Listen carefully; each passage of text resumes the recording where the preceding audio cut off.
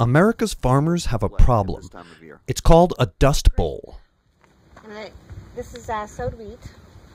It was planted last fall. It should be about a foot tall and green, but it's just not had any precipitation at all.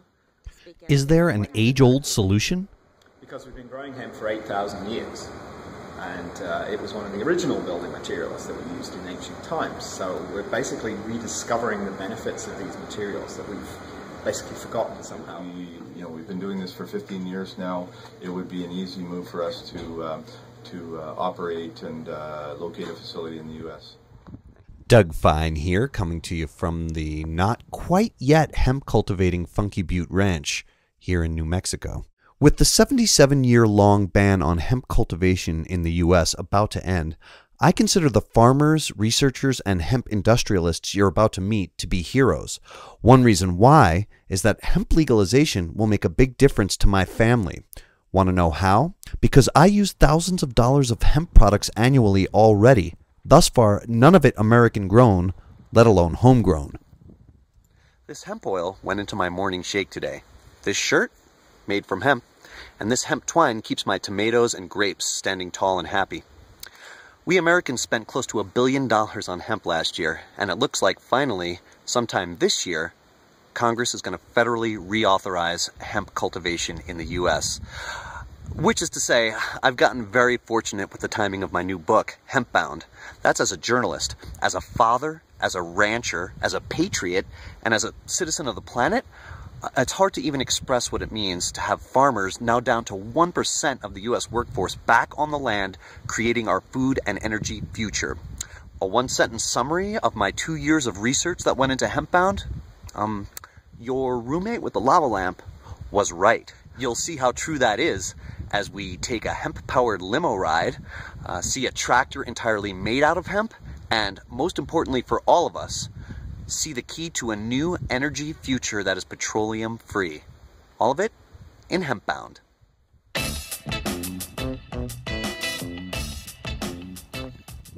What can we do with the crop? Just generate energy. Filling up a 1979 Mercedes limo, first owned by Ferdinand Marcos, with hemp oil fuel. No shoes in the trunk. None of Imelda's shoes in the trunk, says Bill Althouse, who acquired this Canadian hemp oil, someday domestic hemp oil, we hope. And we're going to be driving around in this limo today, powered not by petroleum, but by the cannabis plant. Let's continue the list of what we can do with the hemp crop. How about feed ourselves? Hemp-fed, not hemp-fed. Hemp-fed, not hemp-fed. Still gonna eat them all, though. Then there's healing soil while putting farmers back to work. If you were to come in too late, well then this was all going to shatter. As soon as the combine hits it, you start shaking this and you're going to lose your seed. So it's what I call hope. It's what's left over from when you filter the standing sediment out of the hemp oil. This here product I feed to my pigs. And I just mix it up in here so that they're just not only eating the compost, so the compost gets covered in all that good protein and essential fatty acids that they need. Of course, this is already creating industries and jobs. Why did you want hemp from your farm in your energy bars? I don't want to use too many cliches, but it's the rural-urban divide, right? It's people not knowing where their food comes from. And if we can lessen that and just be part of the story that educates people about where their food comes from, then that's what we want to do. This plant makes these pants. My jeans and the original Levi's jeans. And my favorite hemp killer app, building the actual hemp tractor out of the crop. And that's this is a hemp-based biomaterial again. So you're saying this is a tractor hood, it looks like. It's a tractor hood. It's basically the non-synthetic version of this that you see behind you. So, to be clear, before I go on here, we're talking about a tractor made out of and grown from Manitoba provincial hemp. Basically a tractor built from the materials that it was built to harvest. Hemp, right? Yes. We've moved beyond the experimental, I would say. Now. We're actually into the implementation of these things. This is going to be a commercial product. There's a lot less embodied energy in this piece than in the synthetic piece over there, which means you off-gas a lot less CO2 in the production of this, because fiberglass is actually quite an energy-intensive process of manufacturing. But this is also significantly lighter than this. There's about a 30% weight saving between this and that. And so you look at things like fuel efficiencies being improved greatly by the use of these biomaterials. Do you think in the future that we might see hemp as a major industrial component? I mean, along with the biggest players of today, like you say, fiberglass, steel, petroleum-based plastics. Are we going to see hemp semi-trucks, hemp airplanes? I think it's inevitable. Yes, I think it's absolutely inevitable. Because Canada gets it. China sends its president to tour hemp farms. Europe gets it too. Here's the Dutch hemp fiber factory that today produces the fiber that goes into BMW door panels.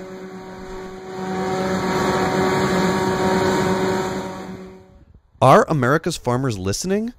They're not just listening, they're planting. The seed calyx opens up and kind of cracks, and you can see the actual seed in there. And you can just kind of tell that the seed's matured. If we were doing this interview now 2 or 3 years down the road, Colorado's now established that next year, 2014, commercial growing starts. If we're having this conversation 2015, 2016, I think we're already going to be talking about a viable Colorado-based cash crop that's really contributing to the hemp economy. Oh, definitely, for sure. We will be talking about it.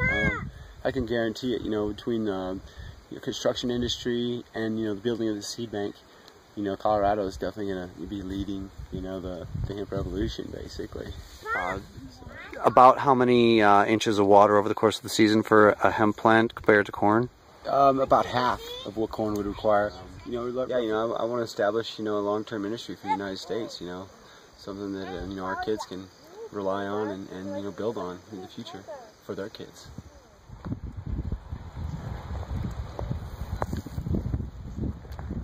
Okay, now you're officially an American hemp farmer on the 4th of July. How do you feel? Like I've just committed a felony. Really? You're thinking about the felony? Besides hoping it reflects the fun I had in researching it, those Canadians and Belgians are wild in February, I also hope that Hemp Bound spurs a serious discussion about the way that we can create a sustainable, healthy energy and food grid system into the near future based on the plant on which the Declaration of Independence was written. This is a big one. Hemp is going to be a significant part of humanity's climate mitigation strategy. Come along on the Hemp Bound ride.